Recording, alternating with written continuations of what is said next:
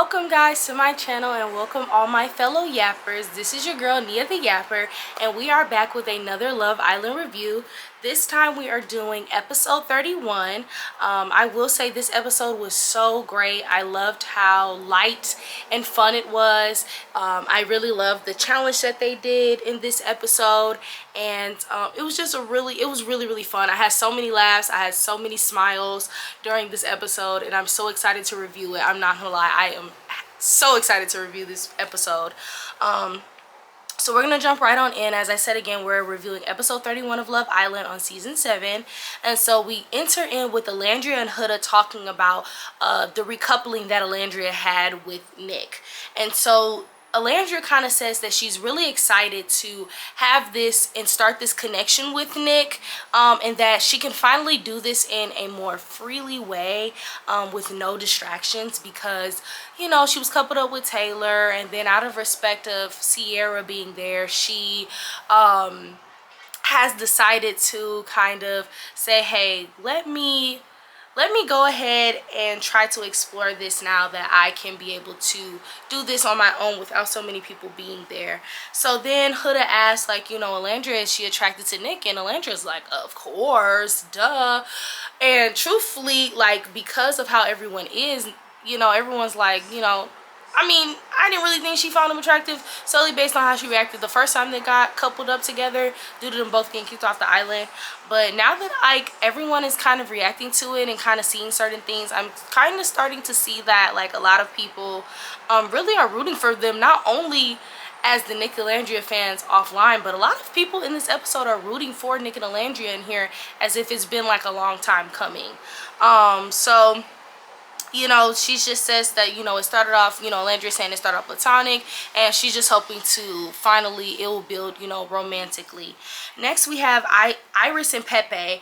They're talking about the recoupling as well, and Iris states that she always kept Pepe in her back pocket and never really touched it. And Pepe says every conversation has been really great with Iris, and I kind of laugh because every time I think of Pepe talking about Iris, I keep thinking of Alandria saying, you know, Pepe's got a type. And so I kind of laugh a little bit because he does have a type. It's very clear. It's very clear. Pepe then asks if he turned into an alien in Men in Black, would Iris still like him? And Iris lies because I don't feel like she's telling the truth. So I'm like, yes, I would like you. I see you no different. I don't believe that. If you guys do see me looking down, it's because I'm looking at my notes on my iPad. Next we have Amaya and Brian, and they are in Soul Ties. And they are talking about like how they both live in different places. So Brian lives in Boston and Amaya lives in New York. And so Amaya was like, you know, for our first date, you have to travel to New York, and you have to come down and you have to visit me. And he was like, sure, I would love to be, you know, in New York, and just talking about how exciting the future is. They then kiss, of course, and Amaya in her confessional says it just feels like she made the right decision, and she just feels so free. Like she feels like free, like I think she said like the pigeons in New York, but she's a clean pigeon to be exact, to make that very clear. Then Amaya talks to the girls and talks about how excited she is with Brian and how he really makes her feel. And I really love that she feels these butterflies and that someone is reciprocating that energy back with her. Next you have Nick and Ace, and they are talking in the rooms, like where the bedrooms are, and Nick says that it's kind of bittersweet how Sierra kind of left, and that he actually was excited to be closed off with somebody, and he feels like, why, I still feel like if he has these thoughts in his head, why didn't he leave with her? I still feel like it is slightly messed up, but I do get, like, I am low-key kind of excited to see what Nick and Alandria will give. But I'm also just like, you know, if you really feel this way, why didn't you leave with Sierra? Is always going to be kind of like the question in the back of my head, because I still wonder, does he know why she got kicked off? If he doesn't know why, then that still makes it more messed up. But either way, it is what it is. We have Nicolandria. So next you have Alandria and Shelly, and they are talking, and Shelly asked how are things going with her and Nick, and Alandria says it's funny how things end up being Nick and her, and how they get interrupted, and then they end up getting interrupted by the guys doing this really loud like pillow fight. Like, they're screaming and fighting, like, I mean, going crazy like little boys. I kind of laughed at that scene because it's so random. And then the guys are playing around, and they are passing these condoms on top of each person's bed, and then they're like, you know, I forget who was like, oh, don't put that on my bed. It was either Ace or somebody else. I cannot remember. But then they put the condom on Huda's bed, and then Huda comes into the room, and she's like, oh, who put this on my bed? Y'all is freaky. Then to come into the next scene with almost half the room hunching. Y'all was hunching. Anyway, so it is what it is. This is Love Island. They gonna hunch before they actually build a real connection. Yay. Next, we have, so then they bring in the episode, and the Islanders, right before they're waking up, they're hearing all these babies crying, like crying. And these babies are they're in like bassinets or baskets in front of their beds, and everyone's woken up by them. Everyone's freaking out. Okay, Huda is having PTSD. She is like, hold on, what happened? Did I go back in time? Okay. And so for me, I'm just like, I mean, I'm not a mom, so I don't really know, but I would think that with Huda waking up to crying babies, that just, I mean, the motherly instinct instantly would like jump out of somebody. Next we have Shelly. She gets a text saying to the Islanders that they are now parents, and they should enjoy their bundle of joy. And so that's just the challenge for the day of them carrying around these babies. Two couples have twins, which I think is Ace and Shelly, and Iris and Pepe, and then everyone else has one child. So I believe, if I can remember, I am gonna say the names though to them, so I'm gonna just say the names. It's no worries. Everybody, like I said, everybody is naming their children, and we have Ace and Shelly naming their children Apollo and Chase. So Ace was very adamant on having a name, and so he wanted Apollo. And then you have Shelly, who kind of mixed Ace and her name together to make Chase. And then they're in the confessional, and I really thought this was funny. They're in the confessional, and Ace is kind of saying like, oh, you know, he's kind of alluding to wanting to have a third child if Shelly allows. I'm sorry. And I'm just like, no, y'all don't need to be parents at this point. And then Shelly kind of says how she's the chill parent, and Ace kind of says how, you know, he kind of says like he's the fun parent, and she's like, not really, I'm more of the chill parent. Next, it pans over to Amaya, and she says to the baby, it's okay, mommy is a crybaby too. And I had to kiki. That was kind of funny because the baby was really crying. But Brian and Amaya named their baby Elijah, and I think that's so cute. Then it pans to Pepe and Iris, and they named their kids Lois and Peter. And Pepe says he is a big Family Guy, basically referencing, of course, to Family Guy. And so I thought that was kind of cute. Little corny, little cute. I thought it was cute. Next, you have Nick and Alandria, and they named their baby Hilton. Mind you, whole time they thought they had a boy. I mean, they thought they had a girl. Turns out Hilton is a boy. It is not a girl. It is a boy. And it was so funny because Alandria was like, yeah, my baby is a bougie girl. That was funny. Next you have Taylor and Clark. They named their baby Alea, and they say that they say in their confessional it was unexpected, and it was like it happened overnight, and I thought that was cute and funny too. But I really like that name, Alea. I think I said it right. And then you have Huda and you have Chris, and they are going through names, and they land on Layla, and I really love that because the two names that they came up with separately was an absolute no. Huda says she doesn't miss the crying, and Huda asks Chris how many kids does he want, and and you know, he says a minimum of 3, a max 5 or 6, and Huda says her coochie is going to be done for. I kind of kikied, and I was like, that's not funny, because like, let's not start thinking about kids with a person that you're not. Anyways, I think you have enough children for right now. Okay.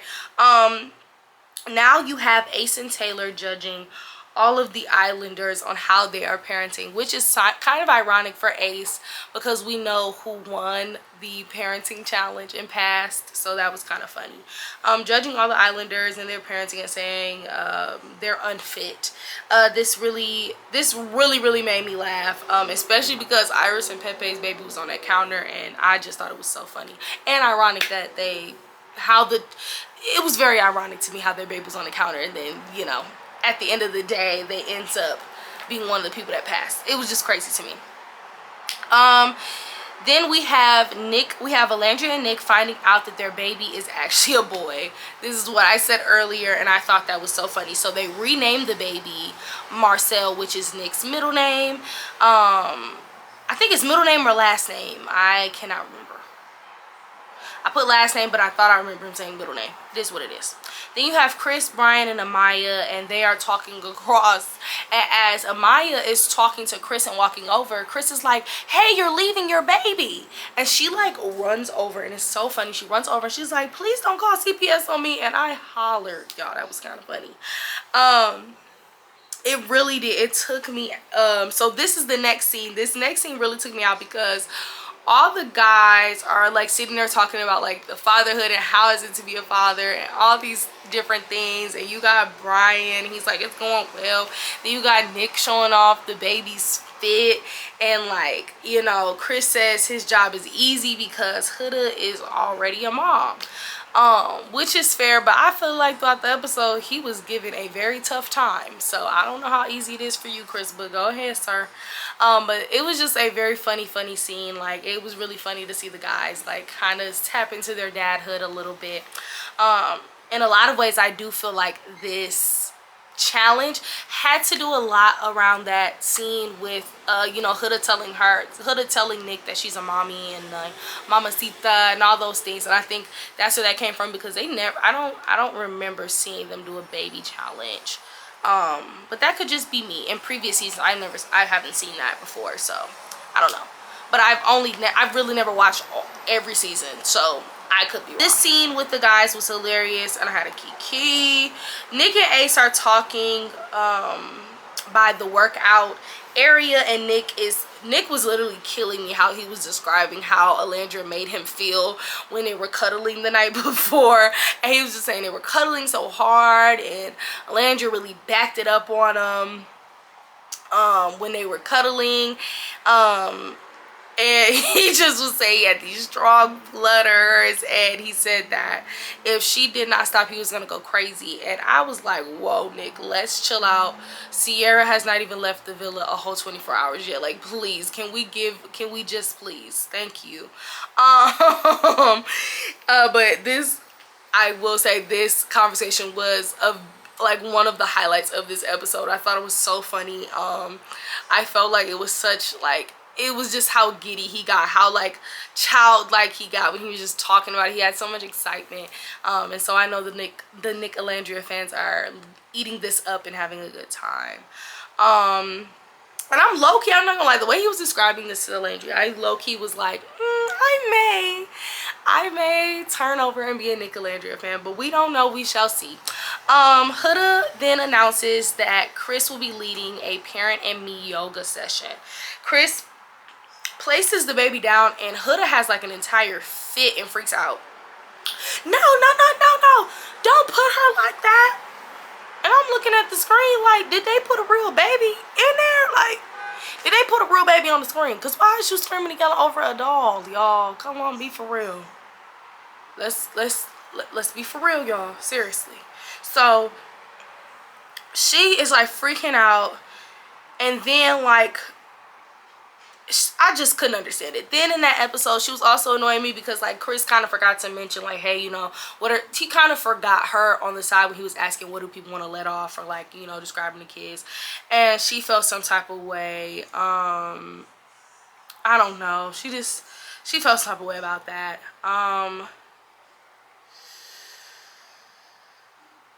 And then also too, she kind of describes in the confessional, like, I can tell that, you know, I forget that Chris is not a parent. And I'm like, none of the Islanders are but you. And then, you know, she also goes in and just says, like, you know, I kind of forget that. And sometimes, like, the things that I see, people see differently. But I truly, like, overall, and I'm going to say this later on, but overall, I think this challenge really triggered her, and I think it's because solely she probably misses her baby. Like, she has a 4-year-old daughter, and to be away from your daughter for this long, I can tell it could be eating at her, especially having a challenge like this. So, you know, I get it, but it was too much. Chris then asked, this is where Chris asked all the Islanders about their babies, and everyone goes around, he forgets Huda, and then she feels some type of way. And for me, I got a little frustrated, and I can tell by what I wrote, I got frustrated. It just really felt like Huda thought that this whole thing was supposed to be surrounded by her because she's a mom. And it was kind of irritating me a little bit, because it was just like, girl, just enjoy the game, and let's just enjoy what the game is for. Like, this isn't about you because you're a mom. You know, I feel like the game was catered to that specific moment of her telling Nick, and that's probably why they brought up this baby game. But I don't feel like, I just was irritated that it just felt like she had to keep iterating her dominance and being a mom in her motherhood. It was just annoying the crap out of me, I'm not gonna lie. Then he, you know, starts the yoga session. He starts doing all the poses and the positions. And here goes Amaya. She's talking about, this is how Brian had her last night. This is how her and Brian were last night. And I said, girl, please. Please. I just had to laugh. That was so freaking funny. And then you have this small little clip where Nick is like, not Nick, I'm sorry, where Ace is like saying, now we're not sure that that baby is 100% Nick's. And I hollered, because that baby, no, I'm not gonna lie, I get why they gave him a black baby, because Alandria is black, and you know, things like that. But I really laughed when Ace was like, now we not sure if that's 100% Nick's baby. And I thought that was just so funny, because it's like, it's funny how they are like really honing in and taking on the character and the role of a parent, and I found it to be so freaking hilarious. And then next we have Amaya and Brian, and they're in Soul Ties again. Yeah, they're in Soul Ties again. They love Soul Ties. Okay, Soul Ties, it's crazy, right? They talk about like their parents and who they want to be, and they talk about, you know, wanting to be good parents, wanting to be those fun and exciting parents. And then Amaya at the end of her confession, she was kind of wilding out a little bit, calling that man Zaddy and saying, do you want some breast milk? I said, girl, you and this baby talk, that is scary. Stop, girl. Slow down just a little bit. Just a little bit. And then Taylor says, so then we go into where like Taylor and Clark and his Iris and Pepe, and they're all sitting on I forget what they call it, the beach beds. I think that's what they call it. And so they're sitting there, and Taylor is chill. He said that he is the chill parent, and Iris says, kind of alludes and says, I feel like Clark is the strict parent. She says, yes, I am. I'm very strict. I said, I love that, period. Taylor then asks Iris and Pepe, how many kids do they want? Iris says she wants 5. Pepe says he wants 2. And then Taylor says he wants 3, and Clark says she wants at least 2, and one of them to be a girl. And Taylor says, I want all boys, and she said, absolutely not. I feel like a lot of times when they talk to other couples, or like even when they're talking between them, and who I'm speaking about is Taylor and Clark, I feel like a lot of times I think that they like each other. I think that they have an attraction to each other, and I think that they genuinely have a connection, but they do not have a lot in common. Like, they don't like a lot of the things they don't like a lot of things together. And Clark, they seem to have a really good, nice, genuine connection. They seem to really like each other physically and emotionally. But I think that where they run into a brick wall, especially when they talk to each other and when they're talking to other people about their interests and what they like, they tend to not like the same things. And Clark really is not the person to address it head on. And what I mean by that is, like, she's not the person to be like, she doesn't fully say it. She says it with her face, and she'll say like little comments, but she doesn't full out say like, no, I really don't really like the country life, or no, I just, you know, she's very much like, or like, you know, makes a facial expression. So I think they'll run into a head on, like, I think that they won't match when it comes to lifestyles, but I think that they get each other and they like each other based off of, you know, I think they like each other based off emotional and physical and how they make each other feel, but I truly believe that they just don't have a lot of things in common. Okay, next, the girls get a brunch at the top of the balcony, and they get to, you know, watch the guys watch all the babies. And, you know, it wouldn't be an episode without Ace complaining. So he's like, do y'all feel some type of way that the girls, they get to relax and have fun and we just sitting here with the babies? No, I think it was really nice to see it where in most situations where it's a mother and father or parent situation, mostly the mom is with the children. So it was really nice for a change to see the guys take over something that people make such a highly required gender role for women to have, which is, you know, motherhood and taking care of the home and stuff like that. So it was nice to see the guys do that. But since the guys did that, Ace is like, okay, let's do a challenge. And now they're sitting around here like, okay, so basically, I think from what I remember, the challenge was them going around and doing a relay race, and whoever gets around there the fastest without their baby crying wins. So the only person who really got their baby through it without crying was Nick. But I just thought the game was so funny.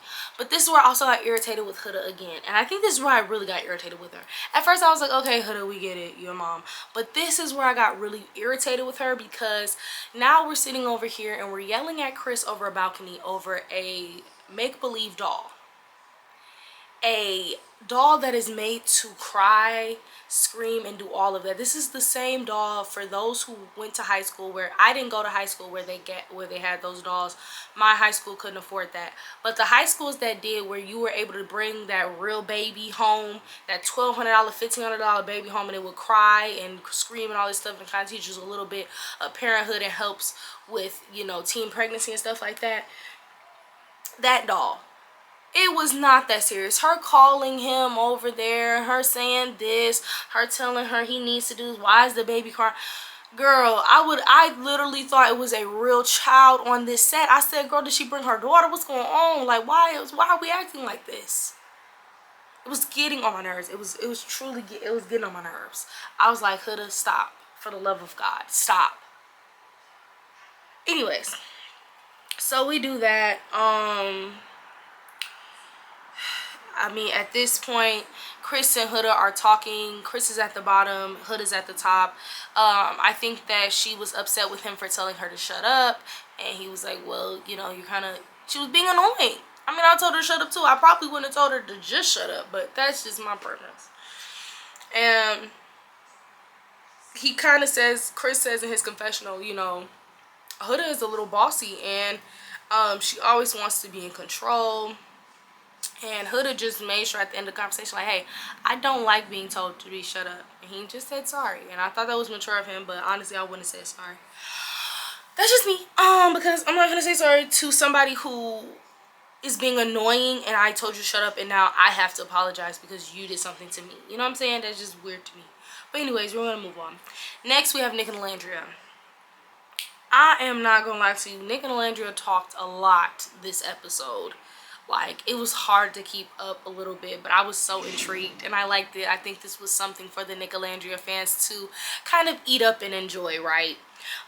So Nick and Alandria, they're talking about how they parented in today's challenge. they said that Ace and Shelly's babies were the baddest. Like, that was not the only people who said that. I think a few others said that their babies were bad, that Shelly and Ace's children were bad, and they cried the whole time. I mean, let me tell you this, it's hard. I'm pretty sure it would be hard to have twins, let alone have two babies screaming at you versus just one. So let's cut them some slack a little bit, y'all. And so then, you know, Nick of course asked Alandria how many kids she wants. She says she wants 4 max and 2 minimum, and Nick says he wants 3 max and 2 minimum. And then I was a little weirded out because I was like, not Nick asking Alandria could she be a single mother. Why are you asking her that? Like, I don't know, I think I didn't like it because there is always a stigma with black women being single mothers, and I really did not like that question being asked. I don't know if it was that question being asked in general or the question being asked on TV, especially right now with all the heat that comes to Shelly and Landria, the heat with Sierra, all this heat that's being thrown at all these cast members. I just really didn't like the question, solely because why would someone want to think about whether they could be a single mother when they should think about wanting to be a wife and wanting to be, you know, in a partnership when they have a child. But she does say if she ends up being a single mother, then, you know, she'll make sure that her child is great. And I know that they will, and I know any mother would try to do that. But I just didn't like the question because truthfully, we're on a TV show for love, and asking me if I wanted to be a single mother, just, I don't know, that just was a weird question to ask for me. And then Nick goes and says, I don't know if this is the one we talked about, he wanted to donate, no, this is where Alandria says that she's already was attracted to Nick, but him playing dad made him more attractive today. And then we have Ace. He says that Shelly and him need to work on teamwork more. So in his confessional, he was like, I think Shelly is a great mom by herself, and I am a great dad by myself, but us together we need to work on teamwork. And I agree, they do need to work on getting on a common ground, and I think a lot of that has to just do with getting to know each other's boundaries, and also like sometimes with teamwork we also have to understand when it's time to fall back and when the other person should go and when the other person should come in with a stronger force, and vice versa. I think a lot of times with teamwork, both people want to be here, but sometimes in teamwork and how things can ebb and flow is somebody has to, you know, be lead and someone has to be supportive. And so I think a lot of times what Ace looks for in teamwork is that there's two heads, but it's like sometimes you can't be two heads in teamwork. Sometimes you have to have a leader and you have to have a supporter. And I think a lot of times Shelly is really good at supporting and not all the time leading. But to be honest with you, when it comes to a marriage and it comes to parenthood, and marriage and parenthood to me coincide together, because I feel like you should be married before you have children. But if you are not married before you have children, I mean, trust me, life is life and life happens. So it is what it is. But I will say that, you know, I think that they coincide together, and I feel like a man is the leader of that teamwork. Like that teamwork, not saying that Shelly doesn't do any work or Shelly should not be putting in the effort, but there's going to be moments in time where I do feel like the man should be leading on certain things.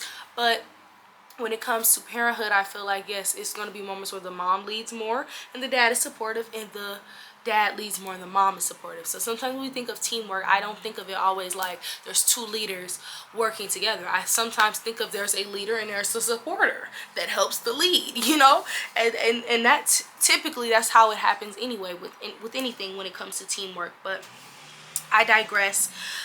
Chris comes over to Huda just to check in on her, and he asks, you know, Huda says today's challenge was quite triggering for her, and she just is triggered because it kind of triggered her from her early years with having her daughter and how she had to do everything with her daughter in her early years. So I get it. Like I said earlier, like I think this challenge really put her in the zone of like, dang, I miss my baby, I miss my daughter, and that's understanding. But there were a few things where I was just like, sweetheart, you have to, I think for me when it comes to Huda, she has to separate her emotions from the reality. And what I mean by that is not everything that is happening in reality needs to match up with the emotions that you're giving it. Like what you're seeing here is not what's actually happening. And it's okay to feel triggered and remove yourself from the situation, but it's not okay to give a overreaction to a situation that does not need that. And truthfully, the challenges today with the kids was supposed to be light and fun. It wasn't supposed to be the serious, we're adults, we're parents. Like, none of you guys are parents other than Huda. So for me, it was a light and fun episode, and I did not want it to be drained by someone getting so serious about it. It just wasn't meant to be serious. It was meant to be fun and light because of how unfun and light this season has been. So it was a little irritating that I felt that she was taking away the fun that could have been had because she was having so much emotion. Instead of separating her emotions from actually just having fun with the game, it kind of made it more annoying to me. But I kind of move on with that. And then Nick kind of asked her, like, you know, what are some things that I am doing that is affecting your mood? Because he can tell that it's affecting her mood. He's saying, you know, there's certain things that you do that affect my mood, so I want to know so that we can be able to, you know, move on and talk. That's a mature conversation. I think that men who do this really show that they could be a true leader in their relationships, and I do like that factor of Chris. So Huda then states that she was irritated and felt some type of way with him forgetting her when it came to him asking the questions to the Islanders during their their parent yoga thing. I thought that was, I don't know, never mind. Yeah, so she felt that way about that. And then she also felt a way about him not picking up the yoga mats after the class because she put all the yoga mats down. What I have to say to those two answers is, I think with Huda, I don't understand why she hones in so much on these small things. I get it. If the small things turn into something bigger, that's understandable. But in the same thread, you getting upset because he forgot you, or you getting upset because he didn't pick up the yoga mats, that's something that's so minuscule. Like, I really, it was the same thing with the pancakes with Jeremiah. Like, it gets on my nerves because it's very minuscule and it's nothing to have an argument or having a tit or having an attitude with your partner over. It could have been simply something like, hey babe, I didn't appreciate that you didn't put this up or you didn't put that up. Not something where someone has to come over to you because you are visibly upset or you visibly are not in the mood, and now they have to come over to you to ask you that. If I ever came over to somebody and they just seemed like it seemed like I said something to them and they went over into a corner and acted like I ruined their entire day, and it was over something so minuscule, I promise you not, I would not be talking to them anymore, because I don't have time to feel like I cannot impress you. Everything I say, you're just gonna take it to the hundreds and the millions. Like, it just does not make sense to me. But I move on. It is what it is. Then she asked, what do I need to work on? And he says, you know what, give me a kiss. And I was like, see, this is that toxic stuff. He said it from the start. He likes emotionally unavailable women. Or what was it? Not emotionally unavailable, emotionally unstable. One of them, too. And for me, it kind of gave a little toxic, because he could have just said just like how he said in his confessional, he could have told to Huda, and I just didn't appreciate that, because don't be sitting over here talking about her in the confessional about how she's controlling and bossy, and then when you get there and you trying to address the conversation, you don't say your side. I just thought that he could have at least said something to her.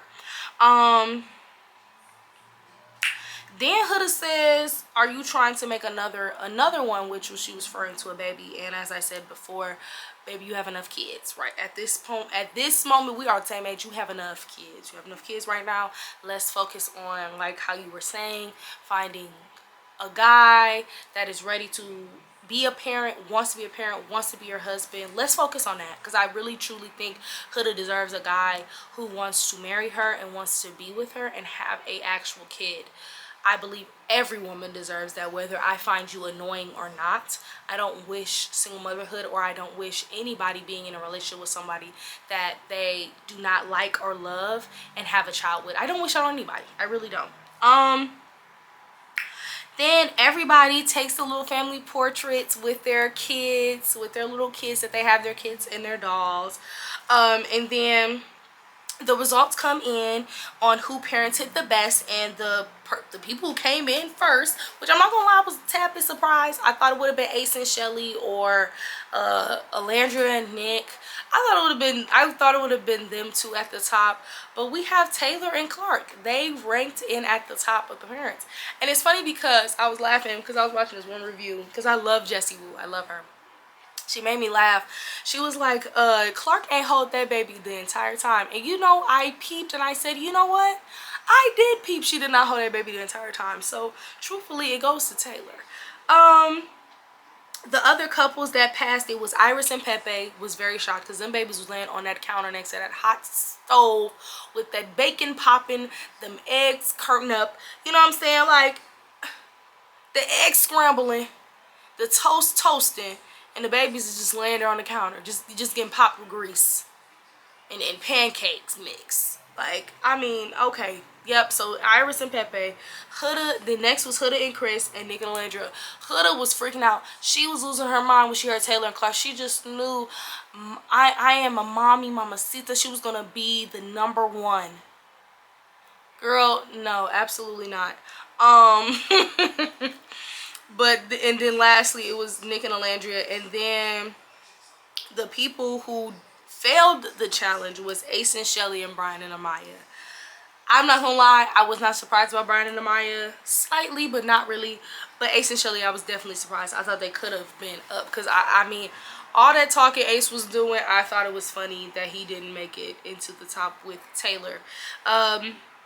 Next, Amaya says that she is so happy with Brian and hasn't felt this way in a long time. Alandria reiterates that what she said about Nick before, and Alandria makes fun of Shelly, saying that their kids are bad, and they're basically saying this in the makeup room. Then next you have Taylor in the bathroom, and he says how great Clark makes him feel, and that he has never felt this way before with anyone. Fair. Glad that he, you know, what did Alandria, she said great. Congratulations, that's what she said. Congratulations. Or was it congrats? My bad, y'all. She said congrats. Let me get it together. If I'm gonna quote the queen, let me quote her right. Congrats. Nick pulls Alandria for another chat, y'all. I promise you. Nick done pulled Alandria for about 20 chats up in this episode, but I love to see it. Nick pulls Alandria for another chat. Is it just me? Like I said, has he been pulling for 1 million chats? And then I said more than he did with Sierra. I don't feel like he pulled this many chats with Sierra in one episode. Let me know if I'm wrong, but I don't feel like he's pulled Sierra for this many chats in one episode.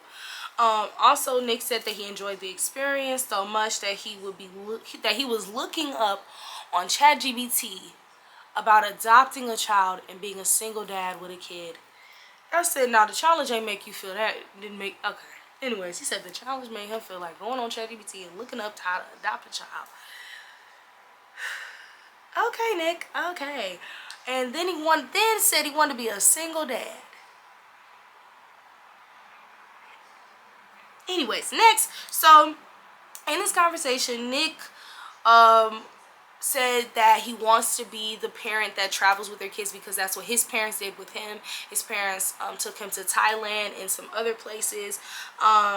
And he had told Alandria that he's never been to Alabama before. Alandria then states like her love for college football, and that she's not I think she said she is not she's not a Bama fan. She's I think she said Crusade. I don't know, y'all. I'm not into the football world. But I knew she said another team, and he was like, what? And she says, I love the underdogs. I'm not a big Bama fan, so cool. Nick says that he loves their small talk and it really makes him feel like home. And I'm not gonna lie, that right there, that comment right there, I don't feel like he has said that or had this type of conversation with Sierra. I feel like a lot of Sierra in their conversation has been very surface level, and it was really nice to see that type of conversation with Alandria, and it really showed their connection is a little bit deeper, and it changed my perception. And I don't know, I may cross over to the side of Nick Alandria, okay? I may, but we gotta see. We gotta see. So next we have Chris and Brian, and they are chatting, and Brian really talks about how he really likes Amaya, and Chris says that him and Huda had a little hiccup, and he understood that Huda was triggered because she's missing her daughter, but overall he really likes her. And so I like an understanding man. I like a man who can understand your point of view and have a bit of emotional intelligence to understand that she was triggered in a way that really had nothing to do with him, but she was taking it out on him. And I love a man who can see that. Then Chris said that he folded. He whispered to Brian and said that he folded. I'm assuming that means that him and Huda had sex. And I'm pretty sure that was from the group that I was saying that was hunching in the beginning. Yeah. So next, I said I'm not surprised at all. Every time, I'm gonna be honest, when he said that he folded, and I assumed that that meant that they was hunching, had sex, I immediately understood her behavior that entire day, solely because she does this thing where she gets overly sensitive and overly emotional every time her partner does something. If her partner tells her to do this, or if he doesn't do something small or little, like she did the same thing with Jeremiah. As soon as she hunched on Jeremiah and had sex with him, she ended up nitpicking the smallest things, getting overly emotional over them. The pancake, you made my pancake wrong, and somebody else had to do it, and it's just the little things. And she said that right after she had sex with him. Before her and Chris had sex, she was fine. She was chill. She was cool. They were cool. She was understanding. It was no issues. As soon as they started hunching, that old Huda, before she crashed out on Jeremiah, came back. It was very significant. It was so significant that I went like, hold on, wait a minute, what's happening here? So I hold on, y'all. I got really nervous because that's the same Huda that came out, and now I realize it's a pattern of hers. After she kind of sleeps with someone, after you sleep with people, you don't know what it does to yourself. You don't know what it does to your body. And so you never know. You never know. You may get overly sensitive. You may get overly emotional with this person. This person may make you feel some type of way. So now we know that when she hunches on people, she get real extra sensitive, real extra emotional, real extra nitpicky. Because something as simple as him forgetting, and something as simple as him forgetting to see you on the side and say something, not intentional. Him not picking up yoga mats that people that were using the yoga mats could have picked the yoga mats up for themselves. You know what I'm saying? I'm starting to pick up the patterns. Just all I'm saying. I'm starting to pick up the patterns. Next, we have Ace and Nick, Alandria and Shelly. So they're both sitting. So Ace and Nick are sitting somewhere, and Alandria and Shelly are sitting somewhere because they're trying to catch up with each other, and they're both kind of talking about Nick and Alandria's connection. And Alandria really seems to really like Nick a lot, and so does Nick.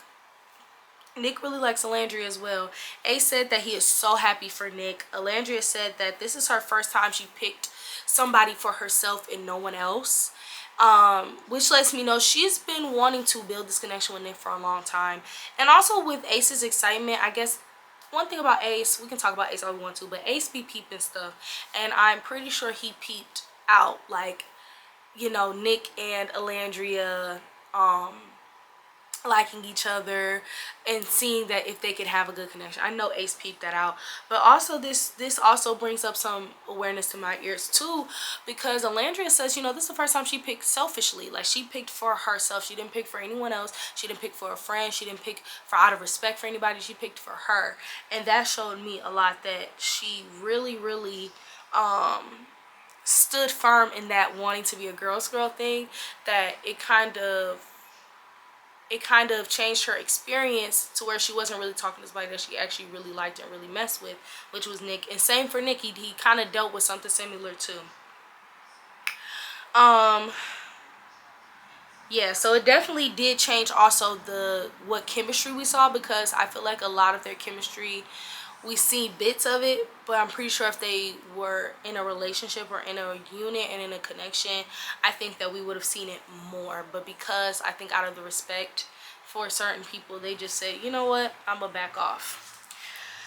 Okay, that's why I don't like this friendship island stuff, because we don't get to see the authentic couples that can actually grow from this. We could have been seeing Nick and Alandria weeks ago. Anywho, Shelly wants to next plan a s'mores date for her and Ace, and I thought that was really cute.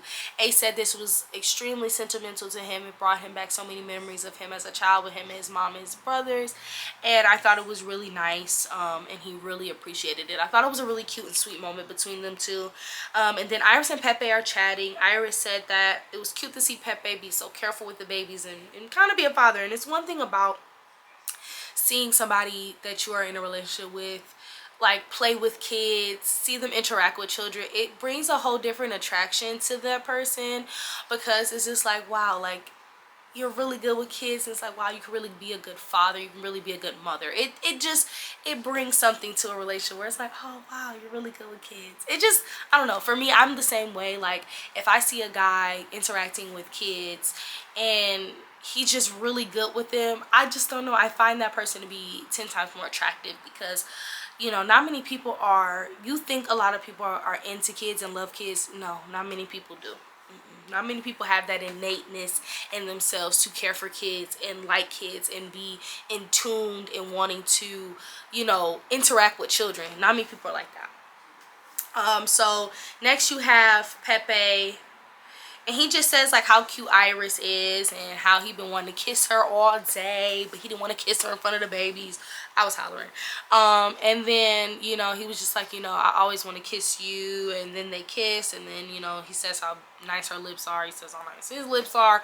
But I cannot lie, when they started kissing, Love Island be killing me with them songs, bro. Them songs be sending me, I be hollering. Them songs are so funny. So they playing this one song and I am hollering. Love Island be on point with them songs. Every scene they be on point. But next you have Iris and Pepe. Next you have Amaya and Brian, and they're taking a picture.